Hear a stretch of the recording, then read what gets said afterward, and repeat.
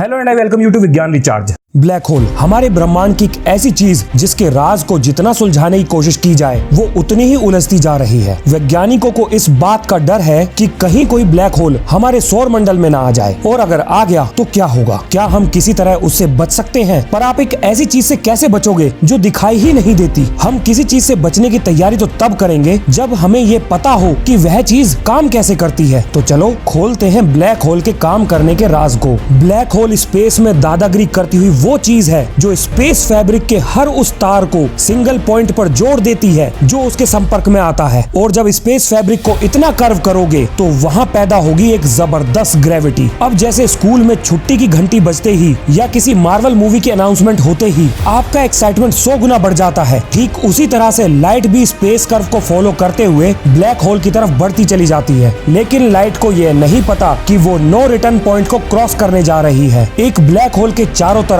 Space का वो हिस्सा जिसमें एंट्री के बाद कोई भी चीज वापस नहीं जा सकती उसे हम इवेंट होराइजन बोलते हैं। और जैसे ही कोई भी पार्टिकल इवेंट होराइजन को क्रॉस करता है तो उस पर लगने वाली ग्रेविटी उसके साइज को इनफाइनाइटली स्मॉल और पार्टिकल की डेंसिटी को इनफाइनाइटली लार्ज बना देती है, जिसकी वजह से पार्टिकल सिंगल पॉइंट पर कॉन्ट्रैक्ट हो जाता है। इस पॉइंट को साइंटिस्ट ने नाम दिया है सिंगुलैरिटी का। इस पॉइंट पर फिजिक्स का कोई भी नियम काम नहीं करता। यहाँ की ग्रेविटी फिजिक्स के सारे नियमों को तहस नहस करके उसकी धज्जियां उड़ा देती है। अब बात करते हैं उन फोटोन्स की जो सिंगुलैरिटी पर पहुंच गए, आखिर उनके साथ क्या हुआ होगा। अब क्योंकि किसी के पास इस सवाल का कोई ठोस जवाब नहीं है और अलग अलग वैज्ञानिक अपने अपने हिसाब से ज्ञान को परोस रहे हैं, तो मैंने सोचा चलो मैं भी इस बहती हुई गंगा में हाथ धो लेता हूँ और मैंने भी बना दी अपनी खुद की थ्योरी। यहाँ मैं एक बात साफ कर दूं कि मैं गलत भी हो सकता हूँ, पर अगर मैं सही निकला तो मेरा नाम भी वैज्ञानिकों की लिस्ट में जरूर आएगा। आप भी अपनी खुद की थ्योरी बना सकते हो, और अगर आप सही हुए तो भूल जाओ बैटमैन और सुपरमैन। अब असली दुनिया के सुपर हीरो आप ही हो।